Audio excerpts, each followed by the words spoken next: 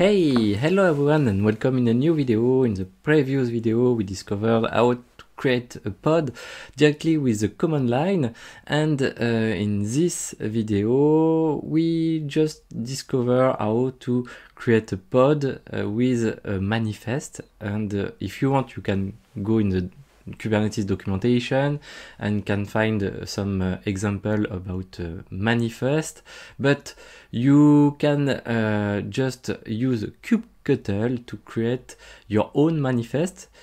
Even if you are a beginner, you can do it. So this is what we want to do in the first part of this video, and in the second part of this video we discover how to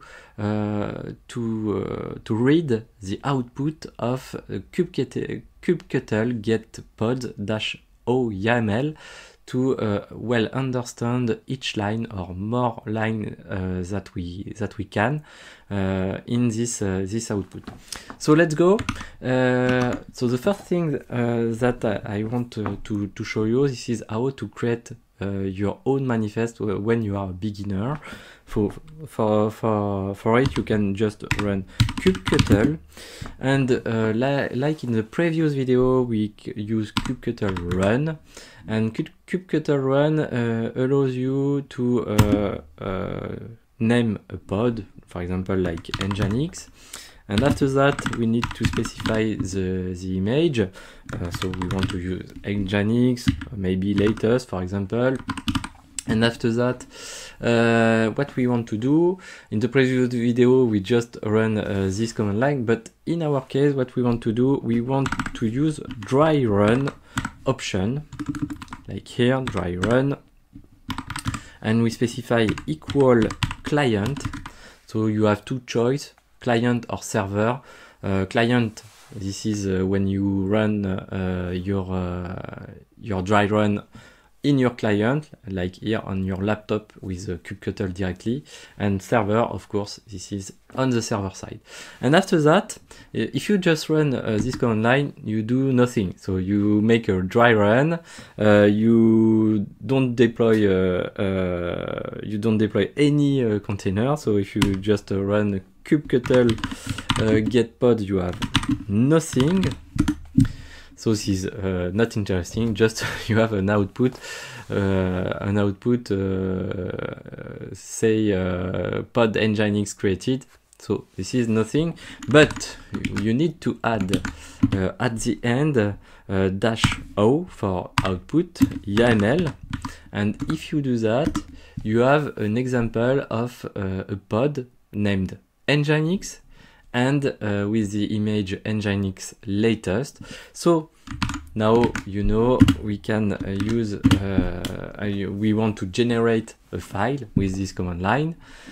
So we use the upper sign, and after that we just name, for example, pod.yaml, like here, and we can edit this pod. We can remove, for example, creation timestamp is not really interesting in our case because it's useful. This is a metadata generated by Kubernetes, so we can remove it, and we can remove resources because for now we don't know what it is, but we will see that in further video. And we can remove the DNS policy and the restart policy, and so we can keep the restart policy. And remember, we have used the on failure on the previous video, so we can keep this element. And now we have a pod, and if you want, you can create or you can push this manifest through the API server into our cluster with two arguments. You can use kubectl apply -f for pod YAML.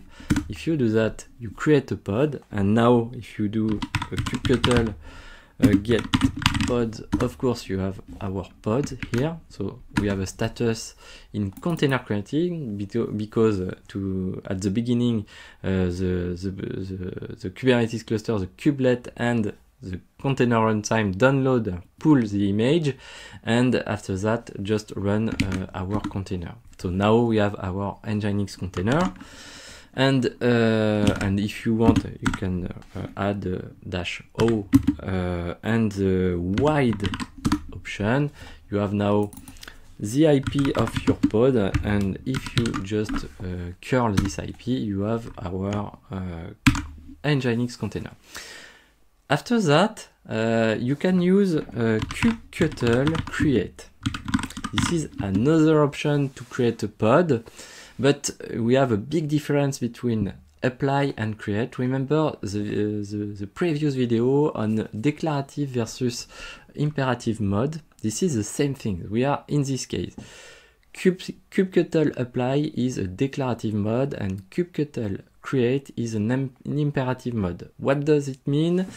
If you use kubecreate -f and pod, if you do that, we have an error, of course, because what we have a pod named Nginx already exists. Of course, we saw that we have our pod here, Nginx, and the kubectl create is not a declarative mode but an imperative mode. So this mode doesn't handle the status and the existence about the Nginx pod. So if you want to run again the kubectl apply, you have no error, of course, because we are in declarative mode. And if you change a little thing into our, for example, if you use pod like here, and you use, I don't know which version do we have for Nginx, but for example, 11.1, for example, or 2, yeah. If you use kubectl apply, you can see it's okay. The kubectl apply just apply change that we need. So for example, if you go in kubectl get pod, you can see our pods, so it's completed right now, but if we apply unchange, I don't know why, but we can check the output. We can discover how we can see the content of our pod and the description, or the description of our pod. And to do that, kubectl get pod, for example, our Nginx pod -o YAML directly, not with dry run. So this is our Nginx pod into our Kubernetes cluster. So we have more information, but we want to check in our container. Here we have the version 1.11.2 about Nginx. So we have upgrade our or downgrade our Nginx container. And you can do that with, for example, with kubectl create. So this is not current to use kubectl create. This is just to create one-time resource, but only for that.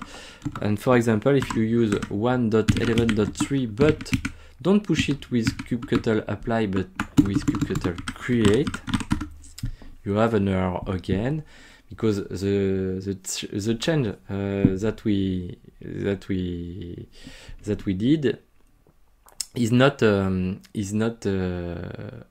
a change about the name of the resource. So this is not a new resource, and the pod Nginx already exists, and kubectl create is just an imperative mode. So this is a fail at the end. Okay, this is really important to know that. Another way to create with a dry run, but not for pod, but for deployment, we'll see later deployment in more details, but if you run if you want to have a deployment, you can't use kubectl run deployment. This command does not exist. So if you just run yes -- image Nginx, Nginx for example, like here, you have a kubectl run deploy image Nginx, but this is not a deployment, this is just that we have a pod named deployment, named deploy. So this is not what we want. To create a deployment with a manifest, you can use kubectl create again. And if you use kubectl create, you can create some, if you use --help to only, you can see that you can use this command line, the create, on to create a cluster role binding. We'll see that later. Config map, current job, deployment, but you can't create a pod like here. No, you don't. You can't create a pod with kubectl create.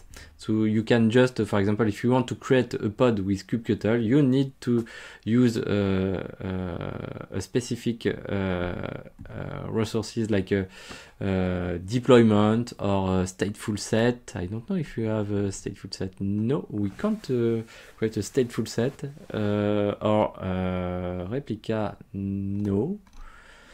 So yes, that's it. You can't use a kubectl create pod with other things that deployment. Yeah, so you can use kubectl create deployment to generate a manifest about deployment. So kubectl create deployment, for example, my deployment, and I use --dry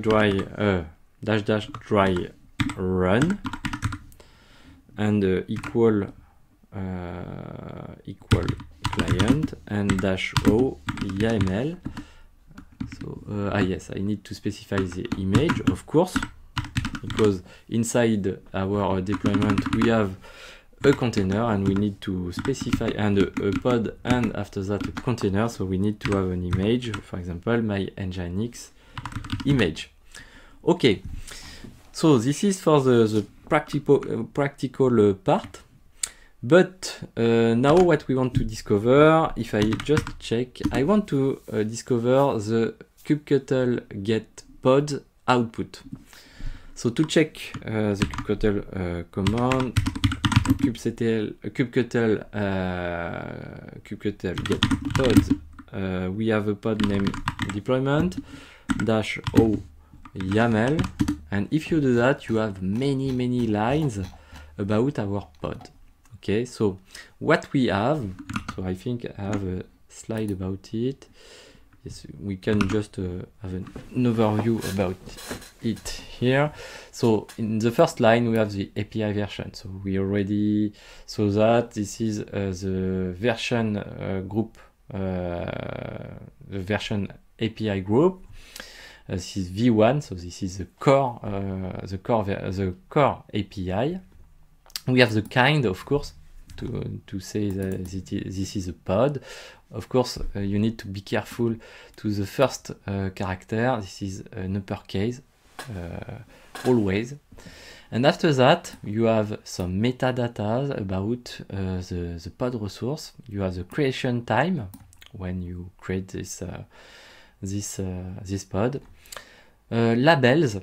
So labels, we'll see that in maybe, I don't know if it is in the next video, but you have when you create a pod with kubectl run, for example, you have a default label with a key value. So these labels are key value, and you have the key run for kubectl run, and a name based on the name of the resource. So this is deploy, because we just name this pod deploy. Of course, by the way, we just make a mistake to use kubectl run deploy, that create a pod named deploy, not a deployment. After that, the name of the pod. So the name of the pod here is deploy, like I said, and the the namespace, so in which box we store this resource. So this is a default namespace.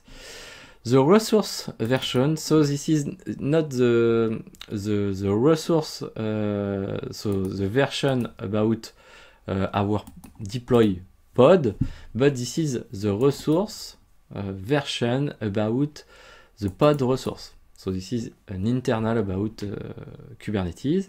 And after that, the UID, so this is the UID about our pod, you can see it here, and many specifications about this pod. And this pod, of course, is based on containers. So we have only one container. So you can see this is a list, but we have only one container here.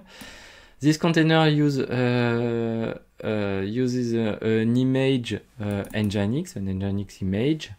The default pull mode is always, so we want to download or to pull always this image if not exist.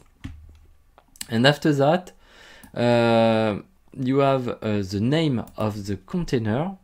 So this is the same name of our pod, but you can edit this line and give another name, for example, deploy 1 or deploy 2, etc.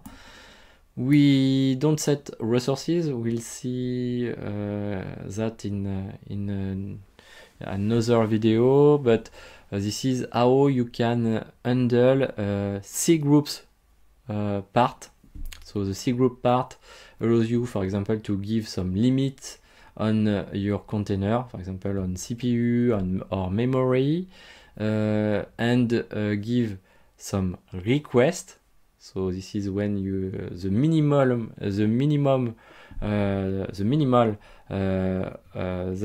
that the container need to start, and you give this information to your Kubernetes cluster. So for the scheduler, for example,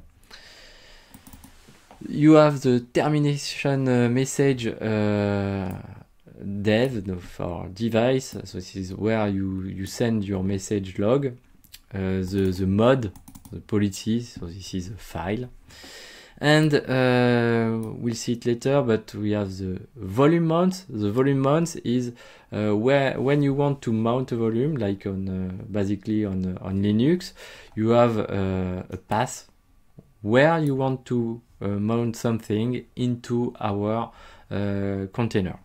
So in the container deploy, you use the var-run secret Kubernetes IO directory path. You mount a file named service account, and in read-only mode, and which volume we want to mount here is this specific volume named Kube API access. So this is a standard volume mount for each pod into Kubernetes cluster to give some credential directly into the pod for all pods. And so you can check. So we have some volumes here, and we have the same name. So here this is the volumes, so the characteristic about our volumes, and here is how you mount this volume into the container. So in the volumes part, we have the name. So this is of course the same name, but how the default mode, for example, so this is a permission, which sources. So this is a service account token. So remember, service account token said maybe about API server.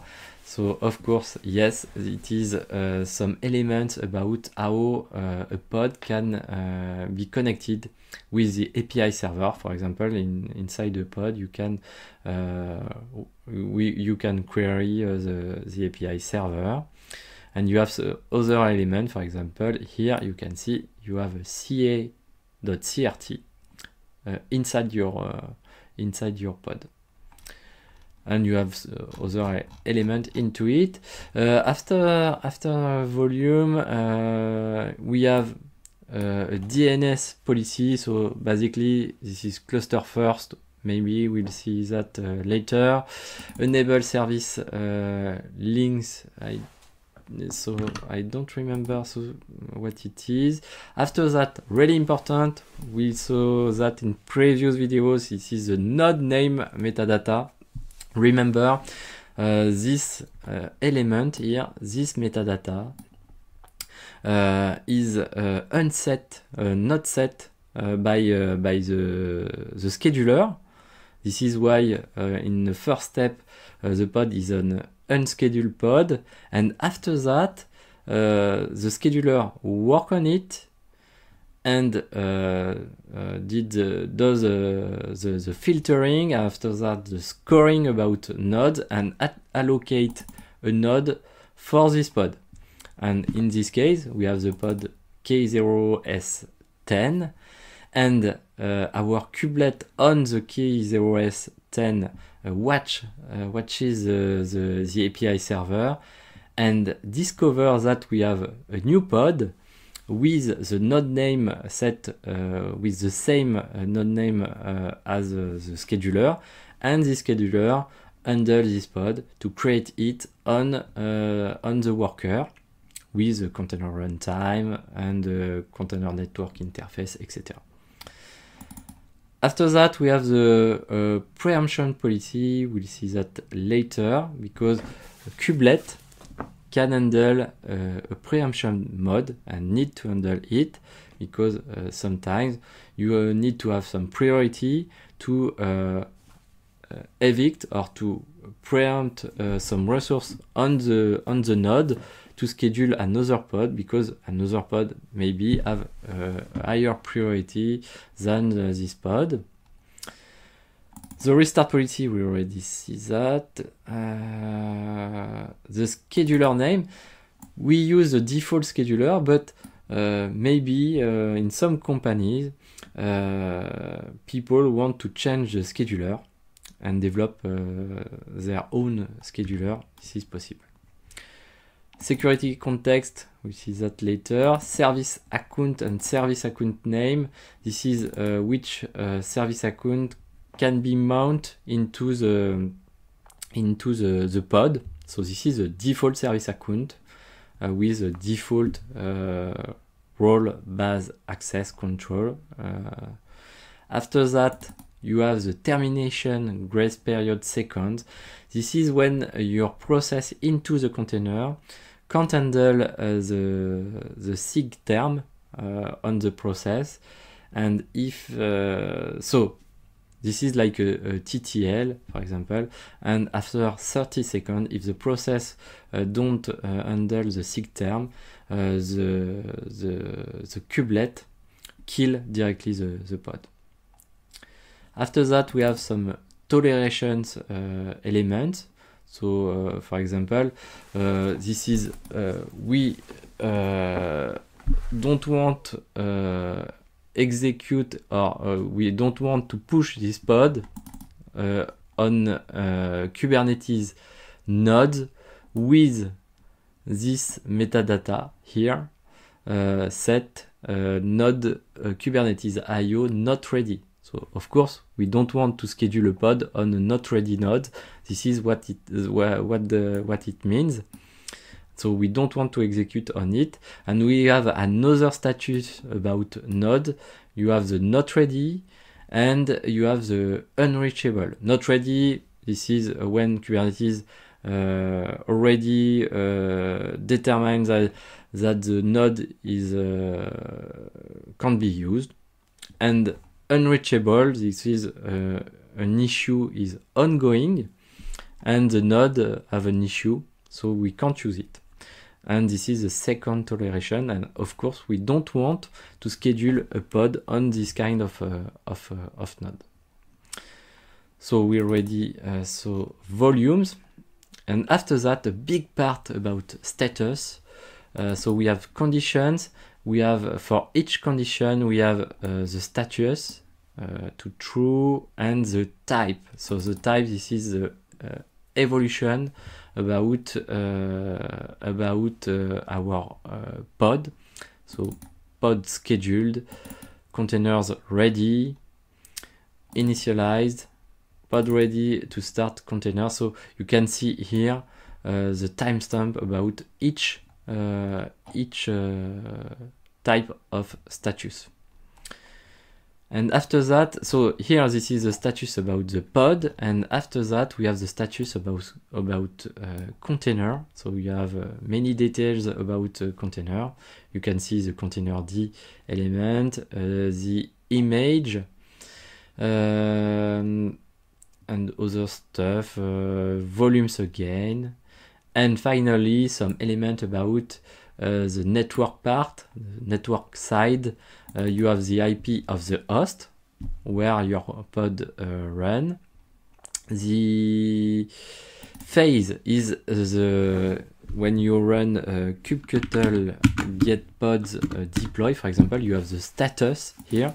The status is here is come from an algorithm who take in consideration all elements about conditions of your pod here and the container status.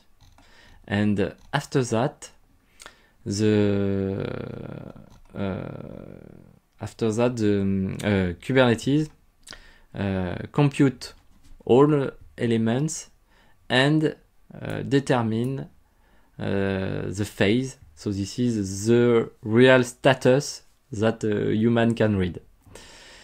And of course we have the pod IP here. So this is the same thing like -o wide here. And we have the same IP here, of course. And sometimes maybe you can have many IPs for the same pod, but this is not current. And after that you have the QoS class. We are in best effort. We'll see that later. You have the best effort. You have the guaranteed QoS class, and you have the burstable class also. And the start time about the pod. And of course, so if you don't want to read all these lines and you want to have another output, you can use the kubectl describe pods and for example our deploy pod, and you can see the same things but with a better display about it. You have the name about our pod, the namespace, priority again, service account. You have the node and its IP, and you have the start time, you have the label, etc. So that's it for today. I hope this video is pretty cool for you. Don't forget to subscribe to the channel, like and comment to support me, and see you in the next one.